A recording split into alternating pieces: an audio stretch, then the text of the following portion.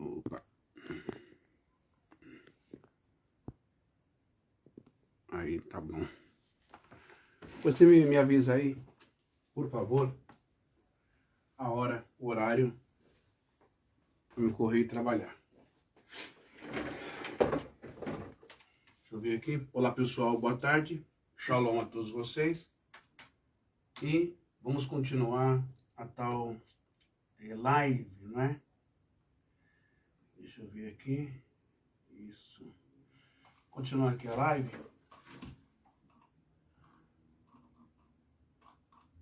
Deixa eu ver.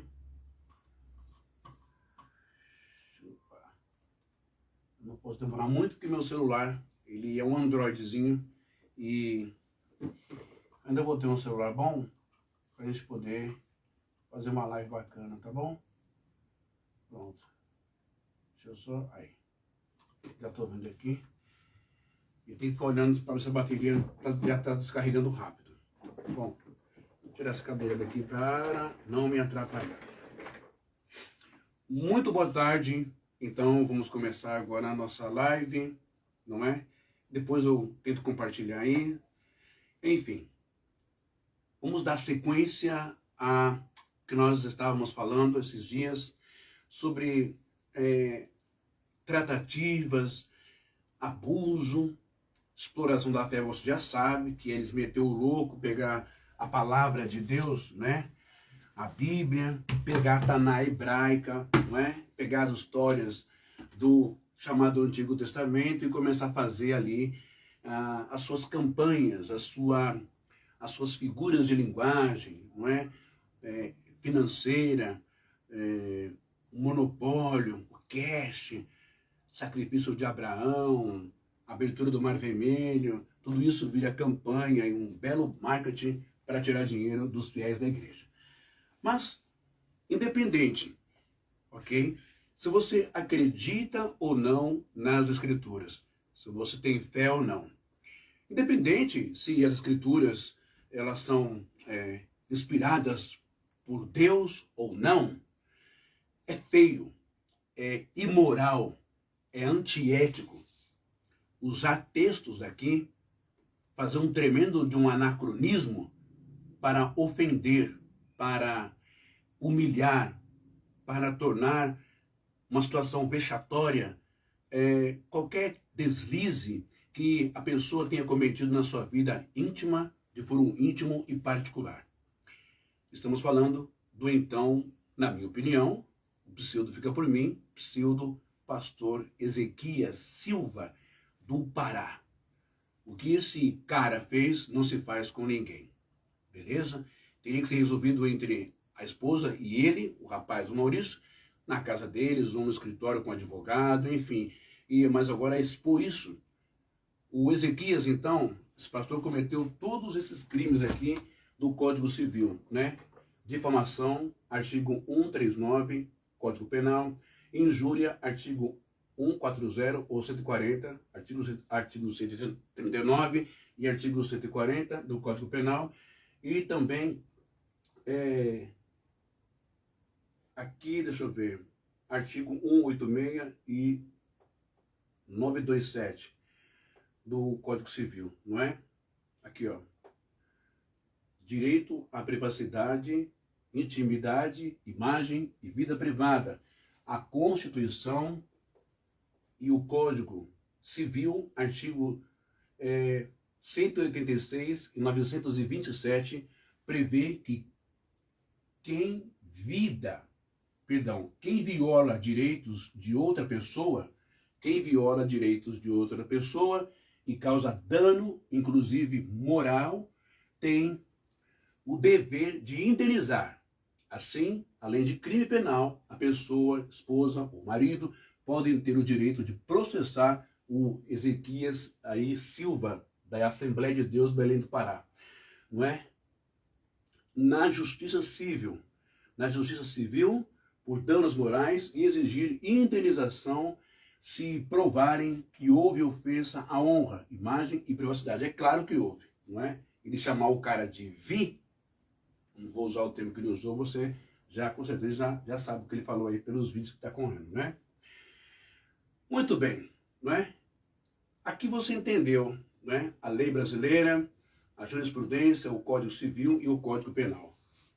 Já foi explicado na outra live.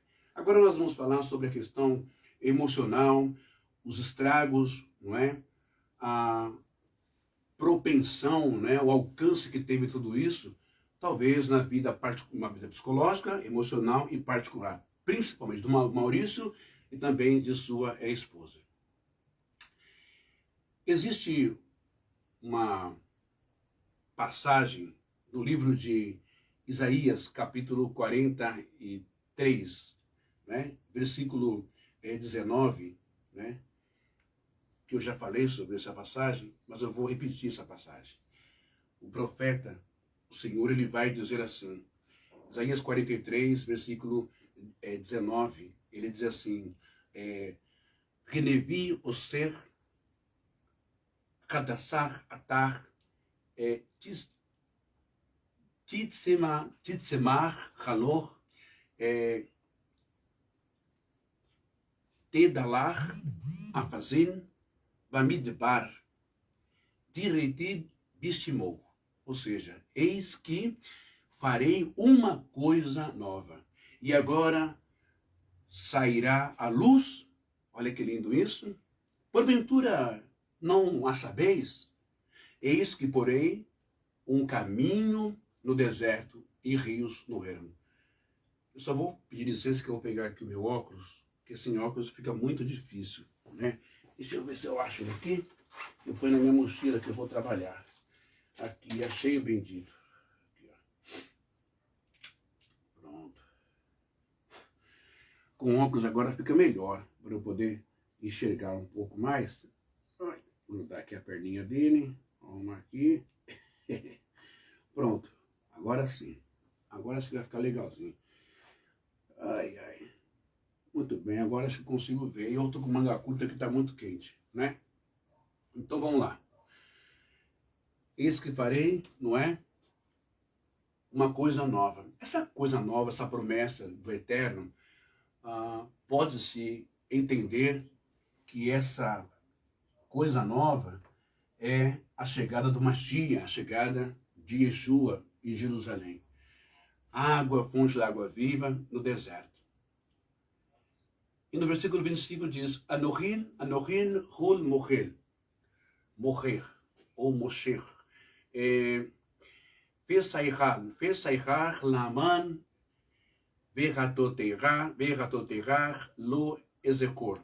Eu, Senhor Deus está dizendo, eu mesmo sou o que apago as suas transgressões por amor de mim, e dos teus pecados não me lembro mais.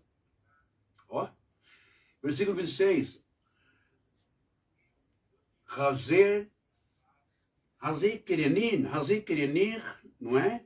Ni safetar, irrad, saperatar, leman, titzedak. Ou seja, procura lembrar-me. Deus está pedindo, ó, entra na minha presença, né?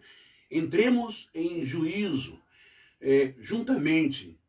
Apresenta as tuas razões para que te possa justificar. Ou seja, o Eterno está falando, olha, conversa comigo, expõe diante de mim quais são as suas dores, suas angústias, seus abismos, suas carências, seus buracos, seus erros, seus vícios, suas lutas, suas provações, suas tentações, o que você está passando. Coloca diante de mim. Lembra? O apóstolo Pedro vai dizer que as nossas ansiedades, elas têm que ser entregues, lançadas diante dele, do Eterno, de Deus, não é? Lembra disso?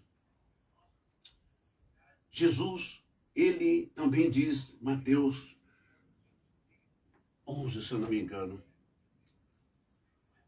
vinde a mim, todos que estáis cansados e oprimidos e sobrecarregados, e eu vos aliviarei. Mateus 6,6. Quando quiseres confessar alguma coisa, não é? Não confessa para o homem, não. Não vai confiar em qualquer pessoa. Existem pessoas que têm realmente o chamado, o talento de ouvirem, né? De escutar a gente, entender e dar uma palavra e ajudar e levantar, né? Livrar você de um suicídio, de fazer uma coisa grave, uma loucura, uma besteira. Mas existem pessoas que só destroem e detonam a sua vida. No caso aí, faz tempo que esse pseudo-pastor da Assembleia de Deus do Pará, que já devia ter tomado vergonha na cara faz tempo, tirado esse cara, né, tem destruído vidas na cara de todo mundo. Como se ele fosse o fiscal, como se ele fosse o inquisidor do eterno, de Jesus na terra. Né? Ele aponta, ele condena, ele joga no ventilador para todo mundo. Só não falam as coisas que ele faz. Não é? Muito bem. Vou tirar o som daqui, porque senão vai atrapalhar. O Eterno te chama para que você está passando por algum problema, por uma situação difícil, que você não está conseguindo vencer, tem sido mais forte de você. Se confesse diante de Deus no seu quarto, como Jesus ensinou. Entra no teu quarto, e em secreto, e em segredo, fale com ele. Justamente para não dar isso. O líder religioso, ir e fazer o que o Ezequias fez. Que para mim nem é líder religioso isso aí. Isso aí não tem nem caráter de pastor, não tem postura de pastor, não é? Enfim. E esse cara, o Ezequias Silva, não representa pastores. Os pastores de verdade. Existe pastor de verdade, já falei, padre de verdade, homem de Deus de verdade. Isso aí não representa. Bom, o que eu quero passar para nós aqui?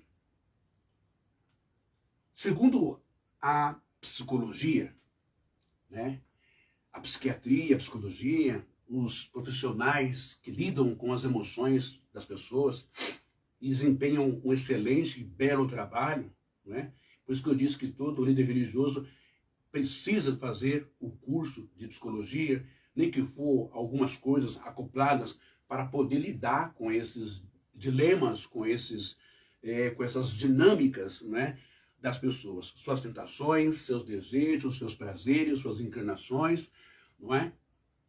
Para poder ajudar e não para condenar a pessoa.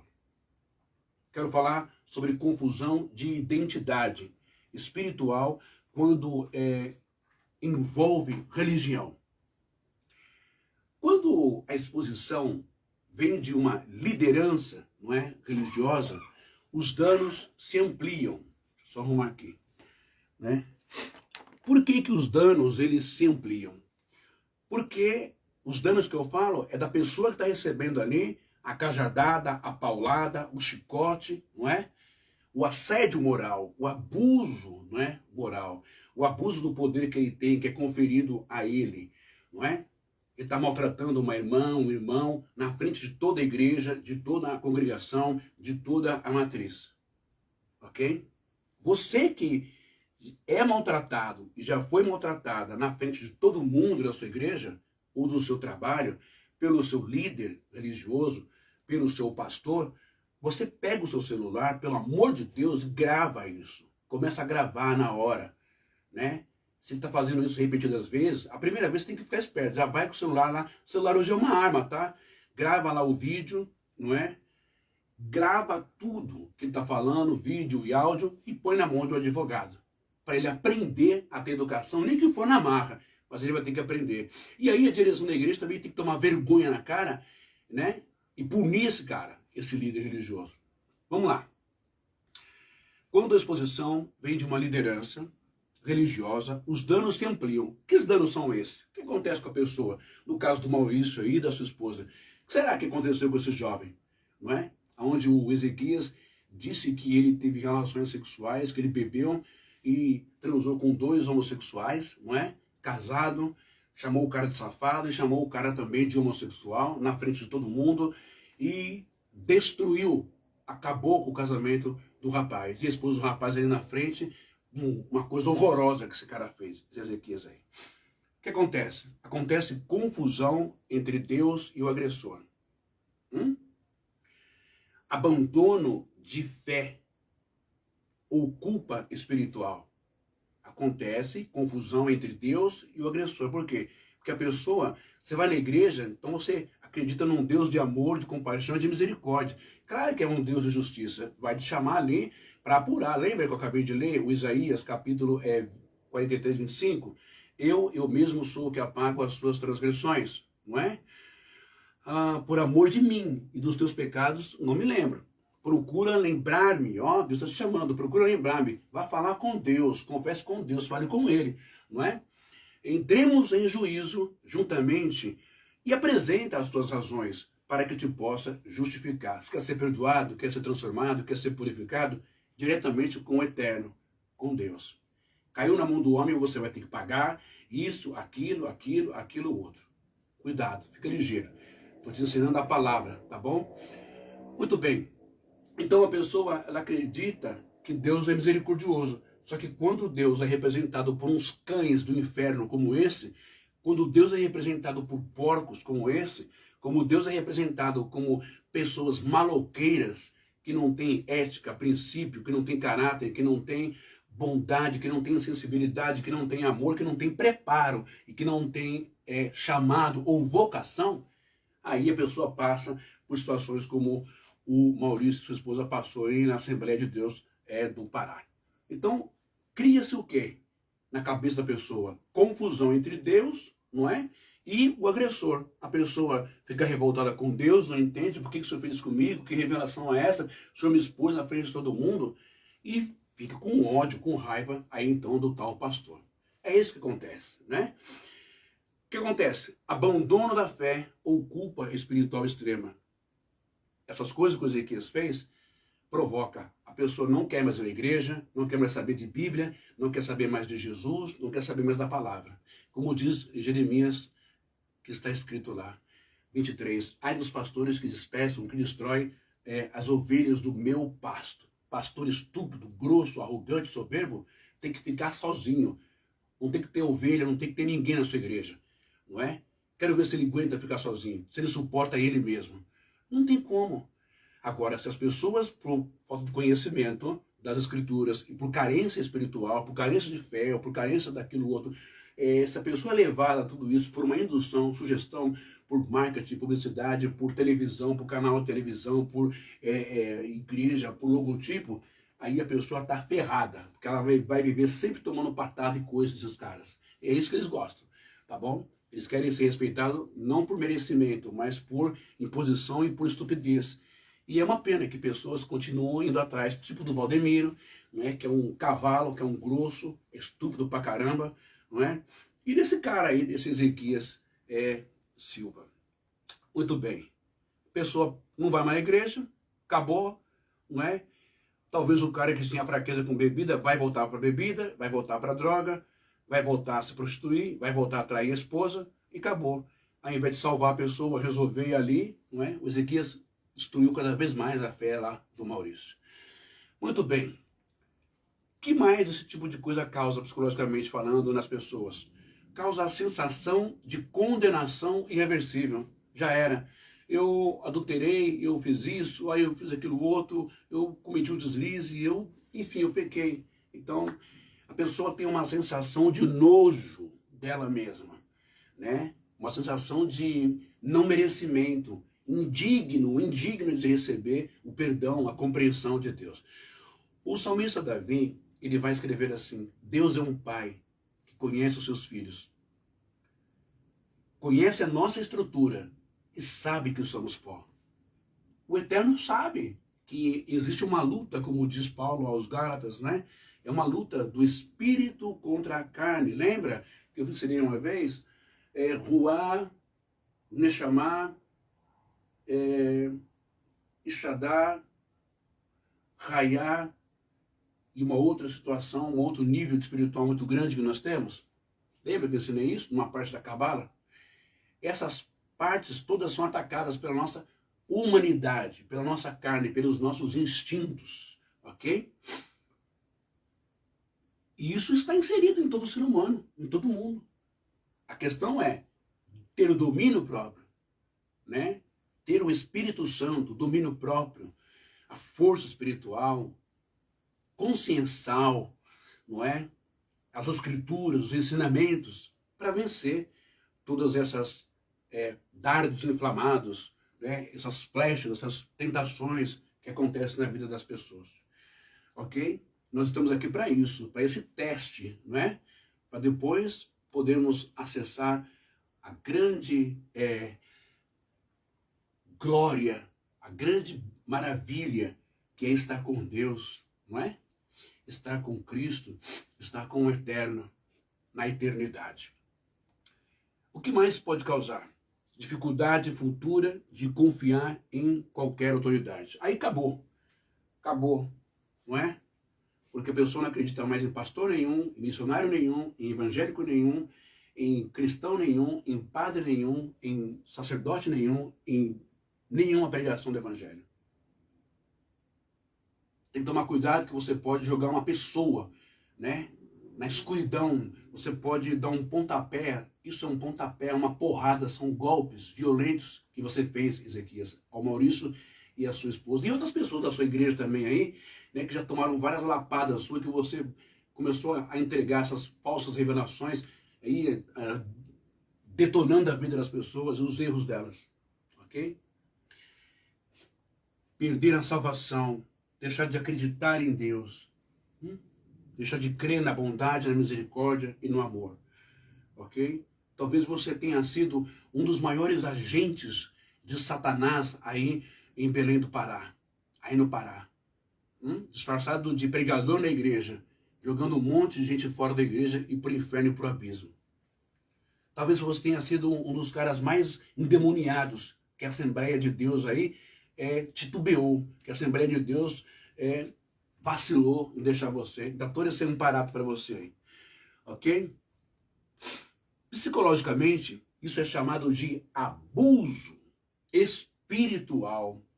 É o que muitos padres e líderes religiosos, pastores, bispos, não é? Pastores regionais, pastores auxiliares, essa coisa toda, presbíteros, reverendos, fazem com as pessoas. Beleza? Danos colaterais, ok? A pessoa exposta pode perder o vínculo conjugal, que é o que você fez aí. O cara errou, mas você ajudou. Deixa eu ver como é que tá aqui a bateria. Tá bom. O cara errou, mas você foi lá e deu o pontapé para destruir. Então, a pessoa perde o vínculo conjugal, né? Ter sua relação com filhos comprometida, ser vista como culpada publicamente, não é? E carregar o estigma social por anos. Olha isso! Então presta bem atenção. Além de você ter dado um pontapé, né? Tem sido aí a alavanca propulsora, né? Do fim de uma família, independente de quem errou ou não. Você parou para pensar nas consequências que isso pode ter causado na vida do Maurício? Decepção por parte da mãe, por parte do pai, dos irmãos, dos sobrinhos. Você já parou para pensar nas consequências, nos filhos, se eles têm filhos na escola, o bullying? Olha lá, o pai dele é isso, o pai dele é aquilo, e o pai dele é aquilo outro. Do jeito que o Brasil é, os filhos deles serem perseguidos na escola, ou apanhar, do jeito que a onda está aí, a doença política, não é? Bolsonarista, imagina. Você já parou para pensar se o pai da moça, o pai da esposa, o sogro dele, resolve tirar satisfação, ir para vias de fato e acabar em morte? Você parou para pensar essas coisas, o Ezequias, seu irresponsável, seu inconsequente, seu pastorzinho de boteco, de Araque? Hein? Já parou para pensar sobre isso? E se acontece algo pior com o rapaz? E se o rapaz é linchado pela família da esposa? Olha as consequências que isso pode levar, não é? Perder emprego, ser avacalhado aonde mora, no condomínio, na rua, na vizinhança. e carregar esse estigma na alma para o resto da vida. E existem pessoas que não suportam. E existem pessoas que tiram a vida. O Ezequias Silva. Sabe? Estou batendo nessa tecla porque isso foi muito grave, gente. Vocês que são evangélicos, vocês sabem disso, é muito grave. Entendeu? Muito bem. O que vemos aqui, irmãos e irmãs, não é? Na verdade, deixa eu só arrumar aqui para mim. Opa. Na verdade, nós vemos o próprio Deus nos textos que eu li de Isaías 43, 18, 19 e 25 e 26.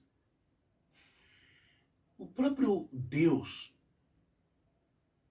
rejeitando esse ato condenatório e disposição do erro de uma pessoa. Sabe? Deus não tem satisfação e prazer em humilhar ninguém, mas o Ezequias tem, não é? Ele mesmo nos faz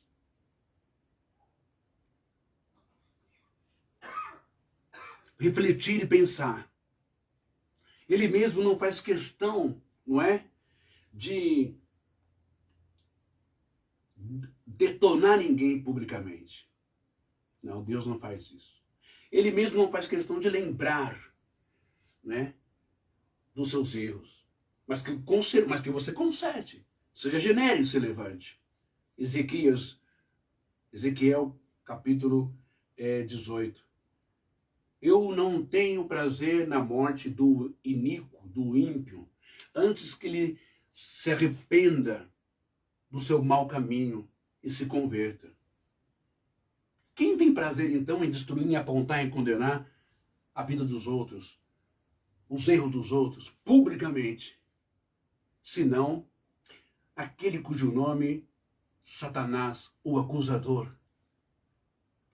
Ezequias, você não representa Deus, nem Jesus, nem Espírito Santo, de jeito nenhum. Essas aulas ou a escola de Jesus, você passou bem longe. Você cabulou todas as aulas e pulou o muro dessa escola. Ok? Talvez essa sua formação seja de boteco, de rua, de quebra-pau, de maloca, de desrespeito, de falta de educação, não é? Pois bem. Agora, vamos dar uma olhada. Se o jovem já havia pedido perdão, isso é um ponto crucial, muito importante.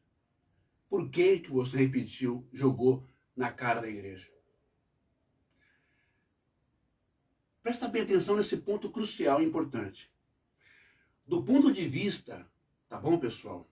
Psicológico e ética, né? Expor publicamente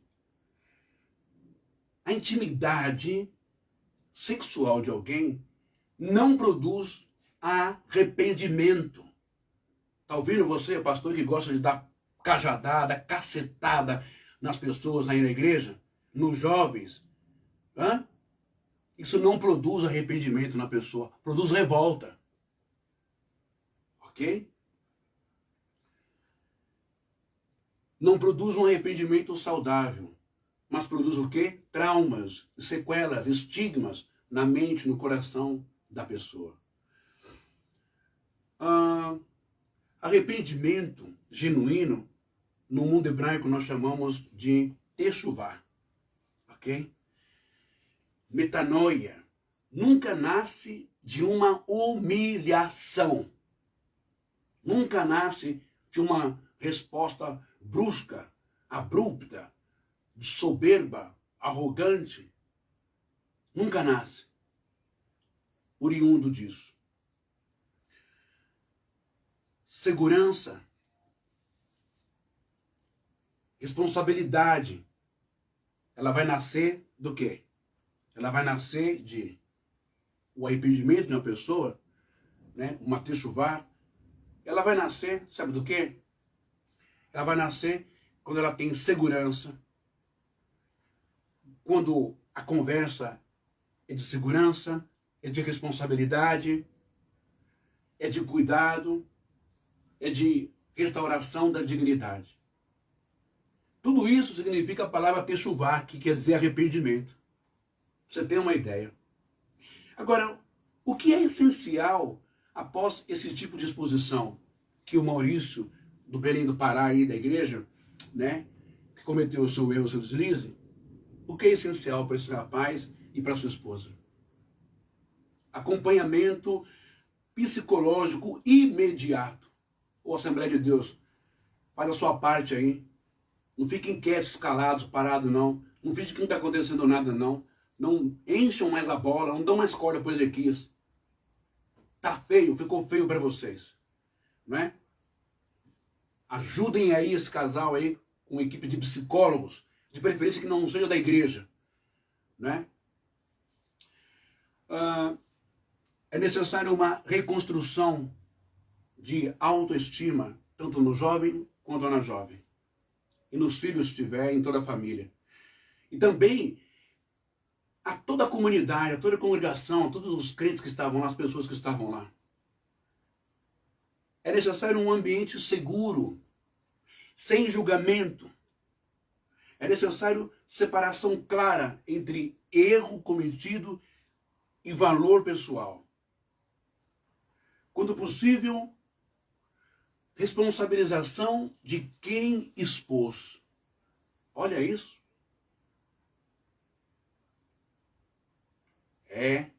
Não é brincadeira. A coisa é séria, gente. Isso não pode mais acontecer no meio da igreja. Olha as consequências, não é?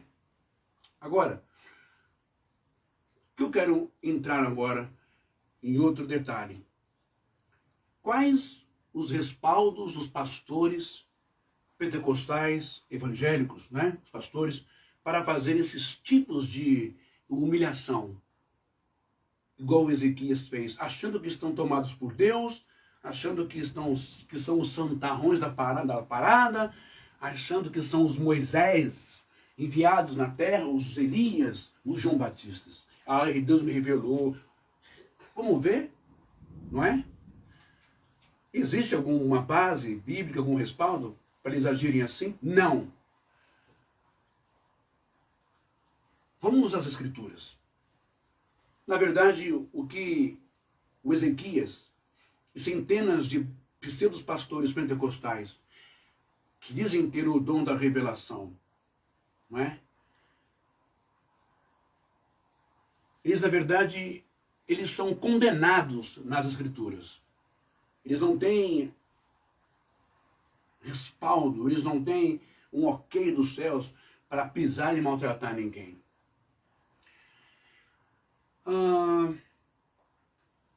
Começando com a Torá, não é? Ela proíbe a exposição, viu, Ezequias? A Torá proíbe a exposição e humilhação das pessoas. Quando nós lemos no livro de Vaikra, o Levítico 19 e versículos 16 e 17 de Vaikra, Levítico, nós lemos assim: Loteler rohil rohilbe amer ra lota amol aldan rerah ani Adonai lotzenad et arin ra bilva verra rorerah torriar et miterra velo tsar alaf ret. Ret, raiz antiga de rat, pecado. Então está dizendo assim, não andarás, olha a instrução do Eterno, lá na Torá, não andarás como difamador, em outras traduções, você entender, com o fofoqueiro, o mexeriqueiro, o contendeiro, o que cuida da vida dos outros, o que fica falando mal das pessoas. Não andarás com ele, né? povo. Não andarás com ou como o difamador. Não andarás como o difamador, não é? No meio do teu povo. Não te levantarás contra o sangue do teu próximo. Eu sou o Senhor. E aí, ô Ezequias? Amarás o teu próximo com a ti mesmo, não odiarás ao teu inimigo, orarás por ele, perdoarás o teu inimigo. O Maurício era teu inimigo para você se manifestar assim com tanto ódio, com tanta raiva assim no culto da sua igreja? Se um bom psicólogo forense analisar a sua fala, o seu jeitinho agitado aí na igreja, o seu comportamento, os seus tons de voz, talvez acho que você queria estar lá, hein, Ezequias? No meio da orgia. Talvez você queria estar lá no meio também. Hã? Ficou incomodado? Estou incomodado. Por que você ficou tão incomodado com o rapaz, com o Maurício? Hã? É de se pensar, não é? Não estou afirmando nada. Mas o seu jeitinho também deixa muito a desejar. Viu, Ezequias? Bom, vamos lá. Não se levantarás contra o sangue do teu próximo. O Maurício era teu próximo ou não era? Se era membro da sua igreja, se estava na sua igreja, com certeza deve ter dado dízimo aí na sua igreja, né? Para você papar bem, né? Bom, e o texto diz, eu sou o Senhor. Beleza? Ele diz, chamaste bem, porque tivesse, olha só, esse texto que eu vou ler agora, não é? Presta bem atenção nisso, é impressionante, é maravilhoso como Deus é bom. Deus, ele é bom demais. Existe uma outra parte, né, da palavra de Deus que vai nos ensinar assim. Olha só, não odiarás a teu irmão no teu coração. Repreenderás certamente o teu próximo e não carregarás sobre ti pecado por causa dele. A gente não pode ter ódio das pessoas. A gente pode chamar atenção, advertir, conversar ali no particular. Jesus diz, lembra? Mateus 18, conversa com ele, entre ele e você só. Não para expor para ninguém. Confiaram em você e você fez isso com essa família. Não é? Você tem mais ódio, mais raiva, você quer mais o circo pegar fogo do que apaziguar a situação. Isso não é de Deus. Isso não é ser homem de Deus. Não é? Ainda diz que o obreiro, o bispo, né? O presbítero, tem que conhecer bem a palavra de Deus e manejar, né? Para saber como convém falar a cada pessoa. E não fazer isso que você fez. Ok? Muito bem, no hebraico rabínico, isso é entendido como repreensão privada, sem humilhação.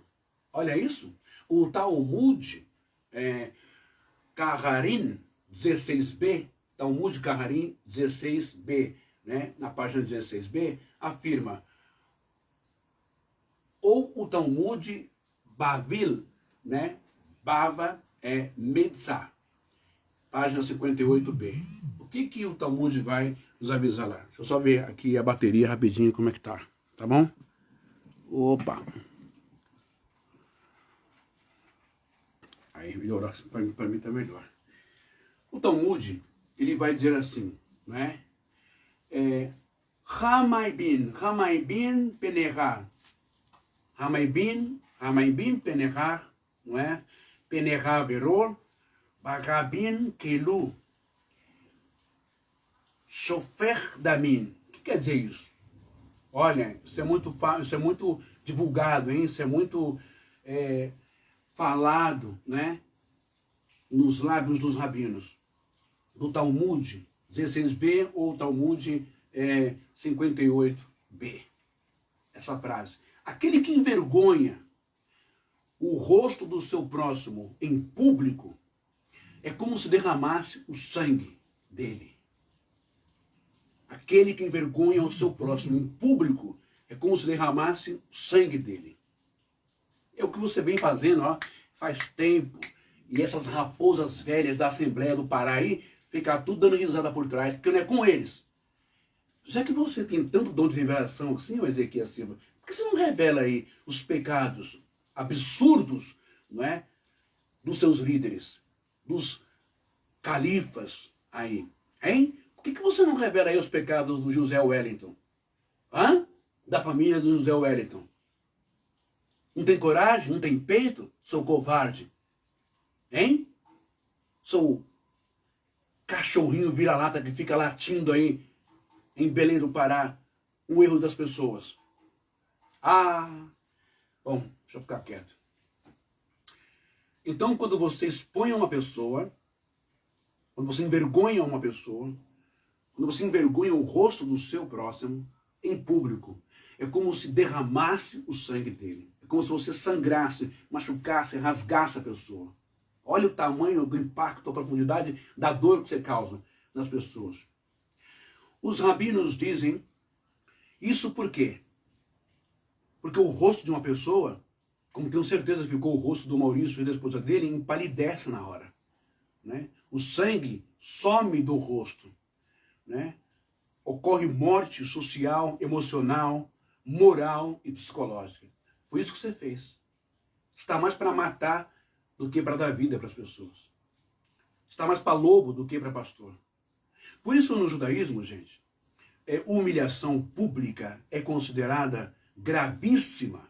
Mesmo dizer a verdade não significa humilhar, não justifica envergonhar. Mesmo que o Maurício tenha feito isso, tenha acontecido isso, papapá, papapá, papapá. Você não tinha o direito de fazer isso com ele. De jeito nenhum. E nenhum pastor tem o direito de fazer isso com nenhum membro da sua igreja, publicamente diante da igreja. Está na hora dos membros da igreja começarem a procurarem advogados, relatar, filma, grava e manda lá para o advogado. Tá bom? Para esses caras começarem a tomar processo e chamar eles na chincha, chamar eles na disciplina, para eles aprenderem a respeitar as pessoas, que eles não são melhor do que ninguém, não são deuses encarnados na Terra. Às vezes, ou na maioria das vezes, são bem piores do que o Maurício. Fazem coisas horrorosas aí. Mas tem o seu escudo, o seu casulo, né? Tem o terno, a gravata, e tem a Bíblia na mão e o cargo. Bom, vamos lá.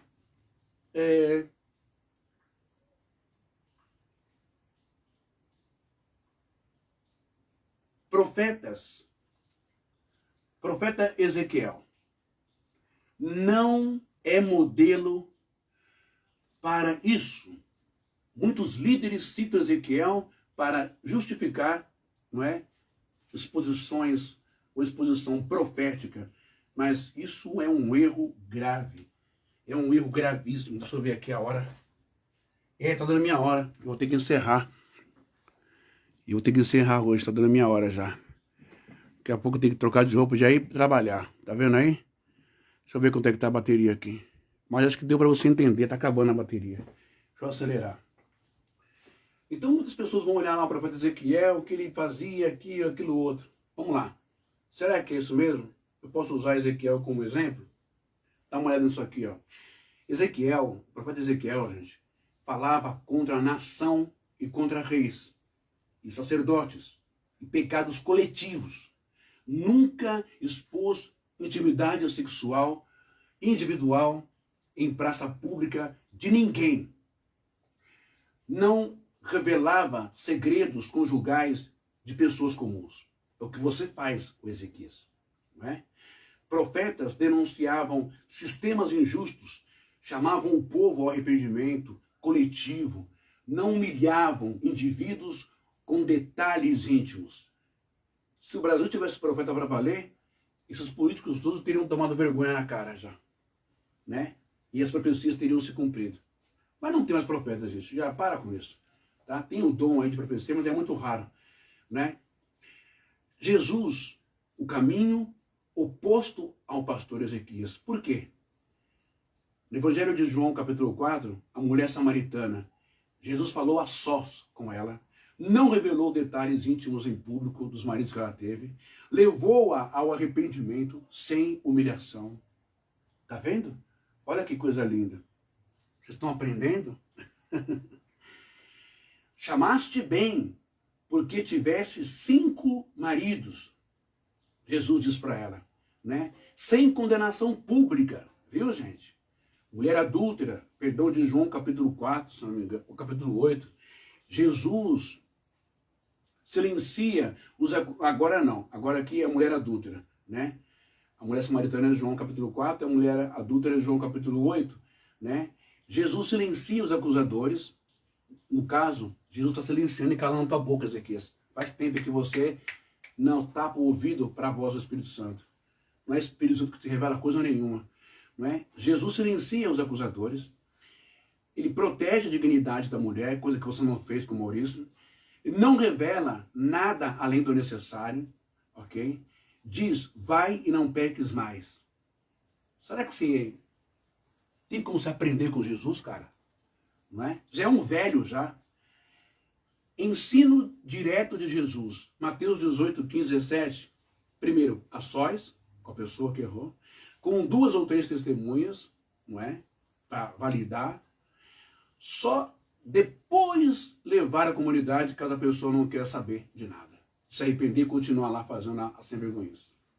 Mesmo assim, sem humilhação. O pastor Ezequias pulou todos esses passos. Paulo é explícito contra isso. Gálatas 6:1. Olha só, Gálatas 6:1. Então, vai dizer assim, lá em Gálatas 6:1, né? Adelfo enan kai prolefte anthropos etini paraptomate pimes roi pneumatkoi.